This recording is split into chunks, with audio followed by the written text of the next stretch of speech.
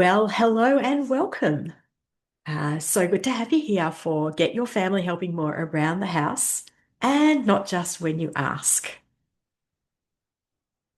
I would love to start, please, with an acknowledgement to the Wurundjeri people of the Kulin Nation. They are the traditional custodians of the land upon which I join you from today, and I pay my respect to their elders across time. And I acknowledge that the custodial role they hold is very similar to household management.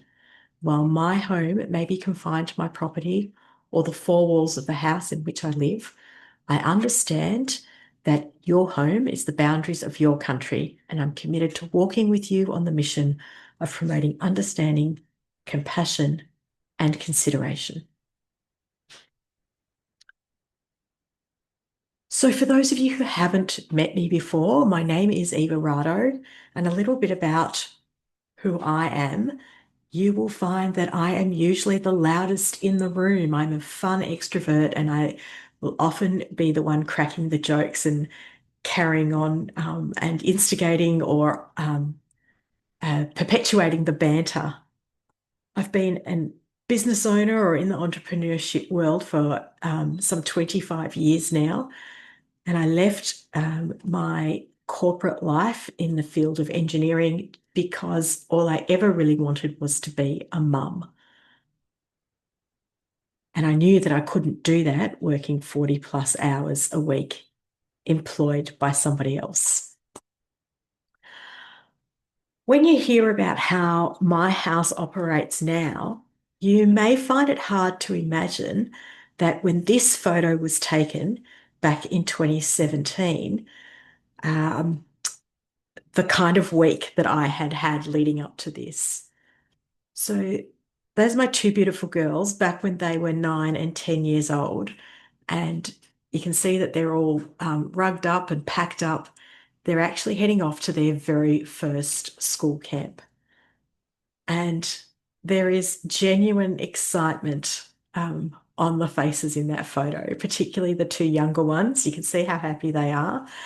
I'm not too sure what that cheeky smile on my husband's face, their dad's face, is there. I don't know what he was expecting would happen while they were away at camp. But if you look very closely at my smile, you'll see underneath those squinty eyes the bags of tiredness that were created by the late nights I'd had in the lead up to this morning, staying up late to make sure all the clothes were labeled, triple check that all the medications were sorted and organized and appropriately labeled and forms filled in. I even went so far as to make sure I had planned their first meal back after they got back from camp, and they were only going for 2 nights. I was exhausted. So that's a bit about me. Now, let's check. Are you in the right place? Well, if they call you mum, or more importantly, if they call you mum, and this has you going round the bend, then you are in the right place. Our modern cost of living is having an impact on the expected standards that we need to uphold.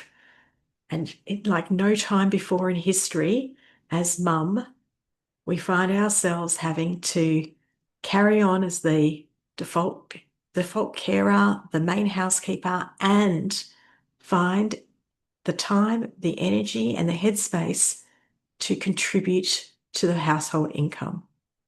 And this has many of us going round the bend.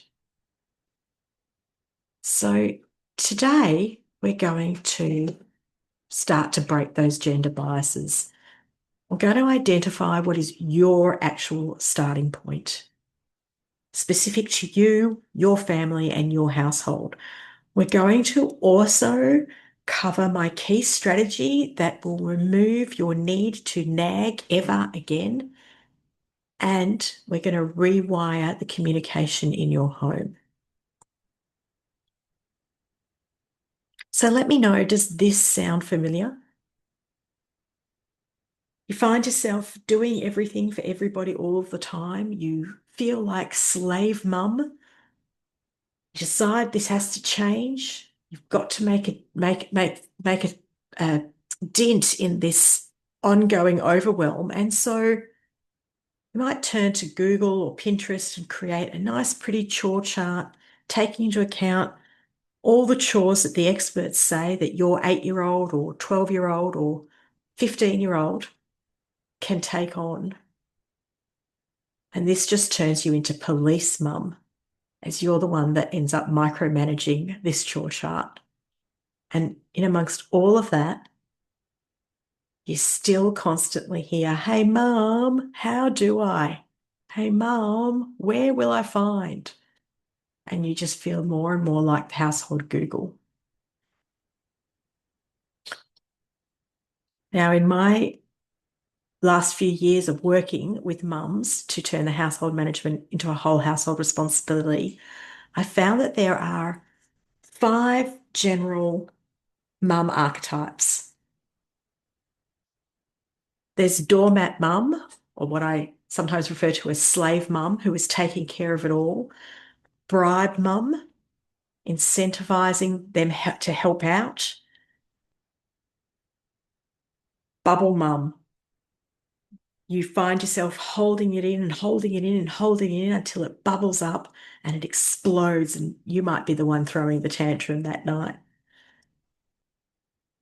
Guilt mum, using their empathy, appealing to their their sense of guilt that, it's all being left to you. And we've already talked about police mum, who has to closely monitor and remind and check up on and confirm. And I find generally we usually as mums have one or two that we default to. It might be that you're generally very good at not falling into any one of these until things start to feel like your doormat mum again, and then you find yourself turning into bubble mum, or perhaps you're really good at being police mum, but when life gets messy and it's just all too hard, you become bubble mum. Maybe you start off as bride mum. It's all fun. And then you just become guilt mum and hate yourself for it. Whatever your defaults are, none of these will actually work because they don't address the core issue, which is, why is it all up to you?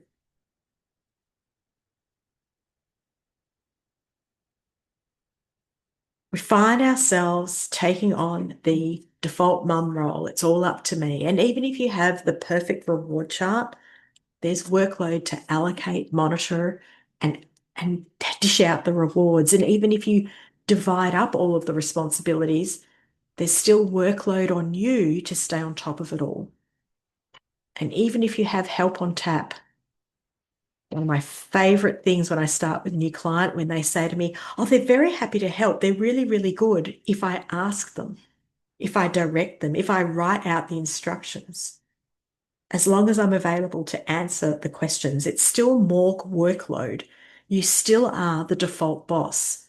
So you're still the one that is responsible for noticing, managing, and caring about it all. It's what I call our mother load. And yeah, in this day and age, you would think that it would be the parent load.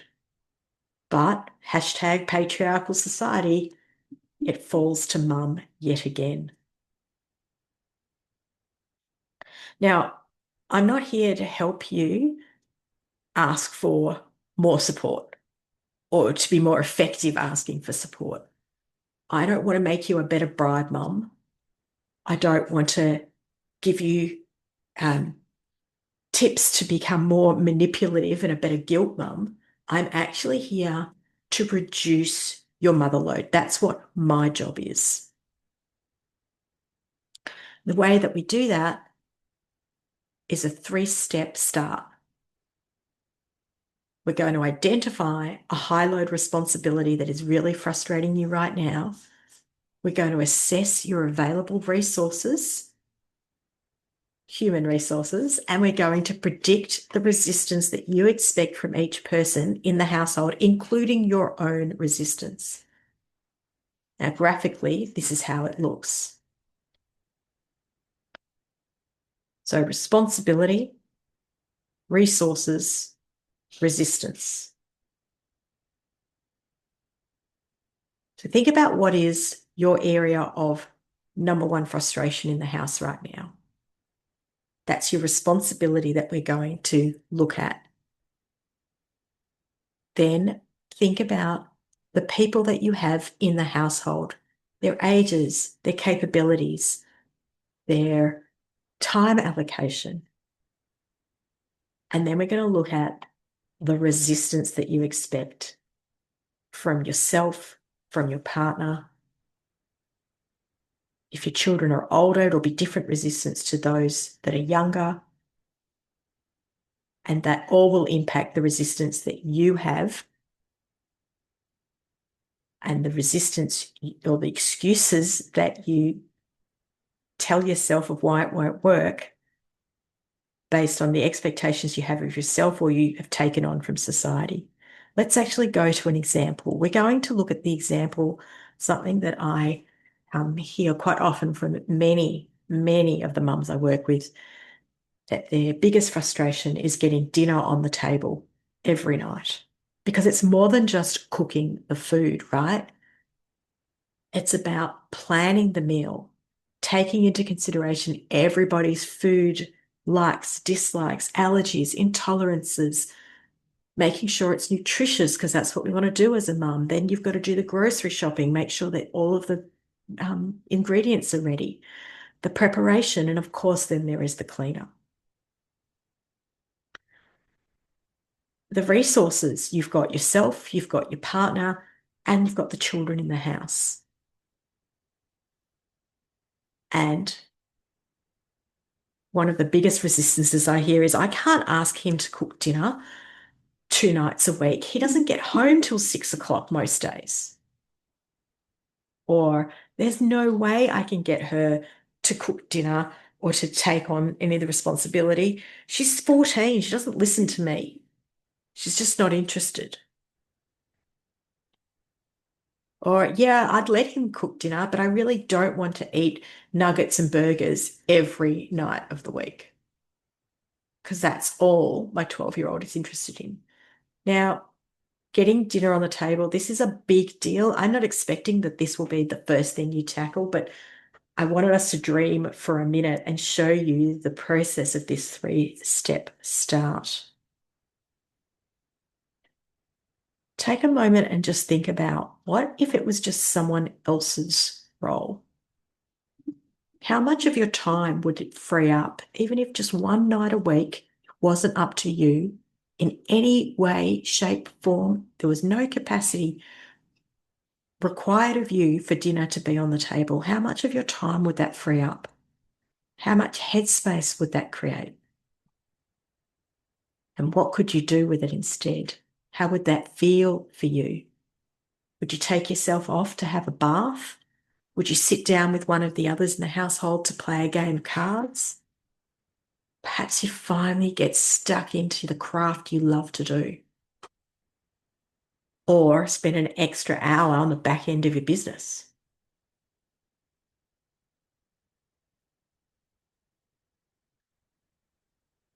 So I did promise we're going to talk about how to make sure you never have to nag them again.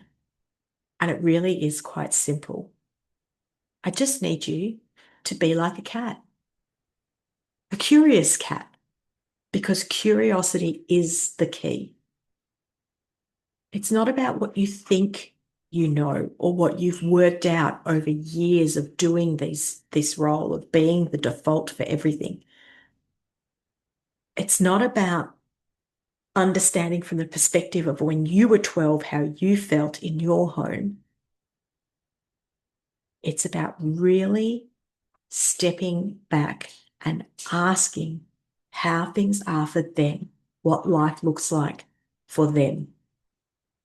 Because sure, at 12, if your mum had asked you to change the towels each week, That would have been your reaction in the dynamic of your family growing up.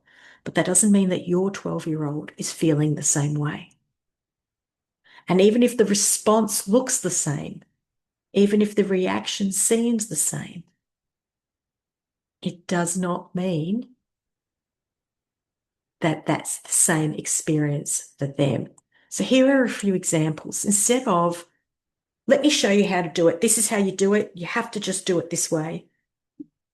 How about stepping back and actually being curious within yourself? I wonder how they would do it if I didn't give them any instruction. Yes, I've tried all the different sponges and brushes to wash the dishes, but I wonder what he would prefer to wash the dishes with. Instead of getting all up in your head about how they don't even care enough to notice that the bookshelf needs a dust or that the washing's been hanging on the air dry for 3 days. How about asking the question, why does it not stand out to them? I wonder, and actually having the conversation. Hey, I've walked past this area and noticed the clothes are dry for 3 days. And I'm wondering, have you noticed or not noticed? And if you haven't noticed, why haven't you noticed? Why doesn't it cross your awareness? Instead of, I've asked what you want for dinner and you won't even answer, but now that I've put it on the table, you're complaining about what I make, and this is my experience every night, and I'm sick of it, and I'm never making dinner again. How about taking a step back away from the dinner table and say, hey, I feel like there's something that is a bit of a breakdown between us. I'm wondering if you know, or if you'd like to think about and come back and tell me what is stopping you from feeling like you can tell me what it is that you want to eat so that each night I don't just get sour looks, puppy dog, angry eyes, rolled eyes from you across the table when I put dinner on the table, but that I can actually provide something that you would like to eat. What stops you from actually telling me what you feel like eating? And I'm sure you can come up with and think of lots of other examples. This way of communicating is an example or a piece of actually an example piece within the structure of my Rewire collaborative communication framework. And as mums, we tend to operate and communicate in the same way most of the time, a lot of the time. We are, uh, we know, we know the best way, the fastest way, the easiest way. We've worked it out. Why can't they just do it that way? I don't have time for them to learn to do it their own way. Or why are they just lazy? I'm sick of it. I'm frustrated. That's it. I'm going to find the fix. I'm going to create this chore chart. They're just going to have to put up, step up, or I'm going to lose it. But that's not conducive to long-term solution, family as community, or onboarding them. What we want is collaborative communication, and we follow that acronym WHYR, wire. Start with what? What is and isn't working? In the example that I was just talking last about, hey, it really doesn't work for me that I sit down or put dinner on the table each night and you complain every single night that it's not what you feel like eating or you don't like it. And I have tried asking you in the morning or earlier in the week what you'd like for dinners, and it just doesn't work for me that you can't answer me. H is for how. How is that impacting them? So it's easiest to start with how is it impacting you? So each night when you then complain about dinner, I feel um, depleted. I have put in and tried really hard to work out something that you will enjoy. And then I just feel like I'm being put down, like my efforts aren't appreciated, and I'm tired and I'm frustrated and I'm exhausted. And each night, I don't then enjoy dinner and I feel like I'm being snappy and grumpy.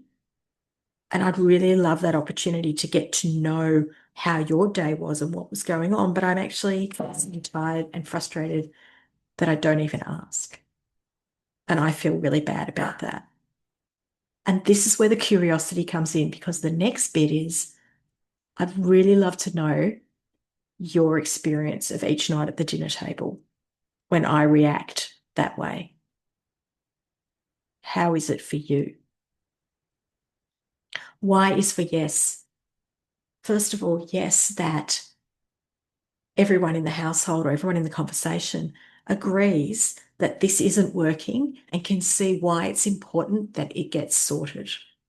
And then problem solve, actually have a brainstorming session, work together to come up with some different scenarios, solutions, suggestions. How about if you just went away and thought about 5 different meals that you'd be happy to have most of the time, and I will once a week pick 2 from that list. So at least 2 nights a week, I know that you'll be happy. Does that work for you? Well, no, mum, it doesn't work for me because da da da. Okay, so what's your suggestion? What would work for you? So problem solve until you get to an agreement. Okay, so this is what we're going to trial.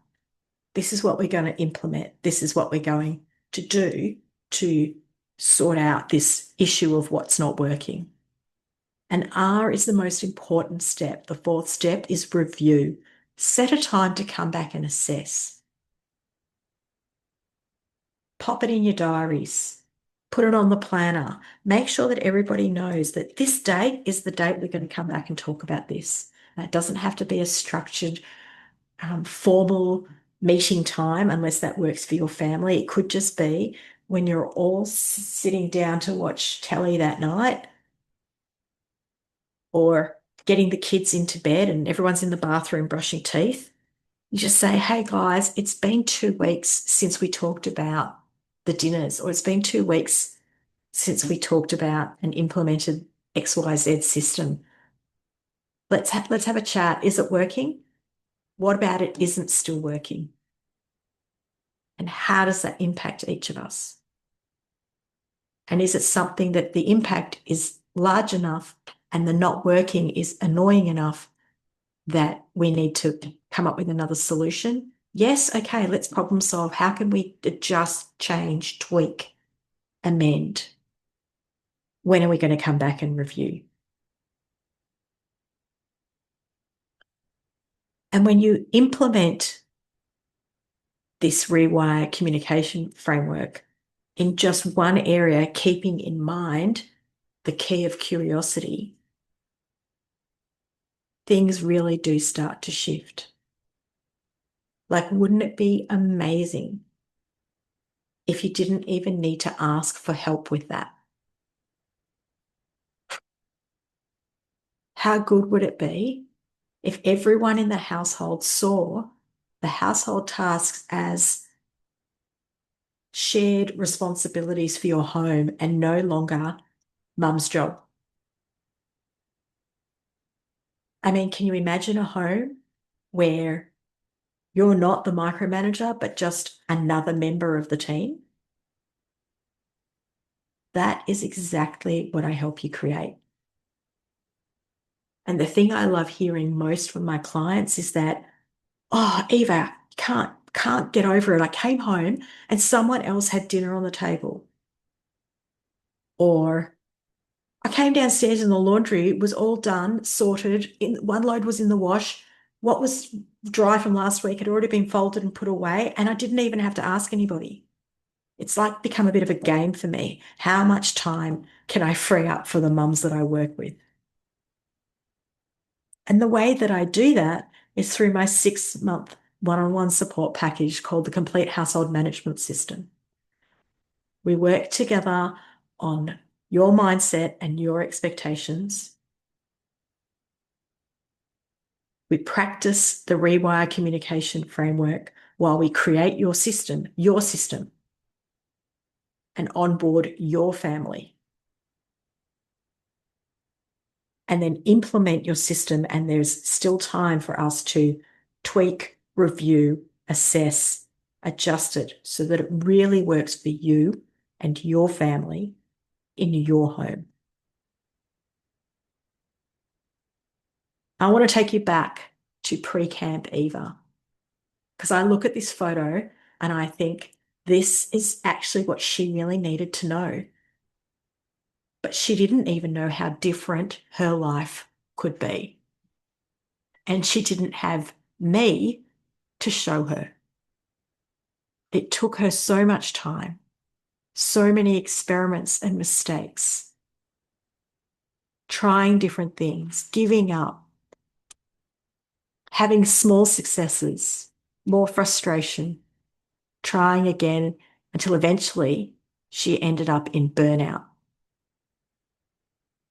What she did have was persistence.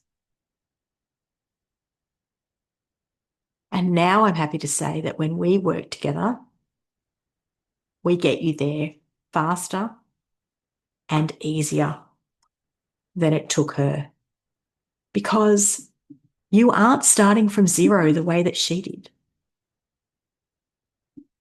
You actually have access to all the resources and strategies that I have used through my kids' growth, insights from what has worked in my home and in the homes of others that I have supported. You are tapping into a giant network of resources. And we workshop the strategies first. As an observer, I can actually be more proactive in identifying the resistances that you don't even spot in advance, so that you already have the words and the plan rather than waiting for the bubble to burst. And I am very good at spotting those potential issues that you will face moving forward. But most of all, I advocate for your needs, even when you're tempted to ignore them. Because let's face it, how many of us have tried things and then come to the solution or the conclusion that, yeah, it's just easier to do it on myself. The key reason that it's harder, and we revert back to that, it's just easier to do it myself, is the fade out cycle. You know, where you start off as bride mum or maybe police mum. You've got the energy, the motivation. You're happy to sustain for some time, but eventually the overwhelm kicks back in and your motivation fades and you revert back to that key default, that usual default that is your mum archetype. When we work together, fade out cycle doesn't happen because I'm your advocate. And that's the difference that working with me makes. So the complete household management system is structured this way to counter that fade out cycle. It's not just a copy and paste. It is a create your own system where you onboard your family. We work together so that you get them excited and they actually do understand the value of taking on the household management responsibilities. And throughout this, we're troubleshooting. We implement, we troubleshoot, we implement, we troubleshoot all the way along so that we can ensure you don't experience that fade out cycle and you don't end up this time next year back exactly where you started. Now, for those of you seeing this webinar today or on the recording, I have a very special offer where we can get started on reducing your mother load for good. It's normally $1,457 to work with me on the complete household management system. But for the next couple of weeks, until the 21st of August, you can book in using that QR code on the screen or visiting my website and going to the Complete Household Management System page, CHMS, and you'll find that you can register for just $1,297.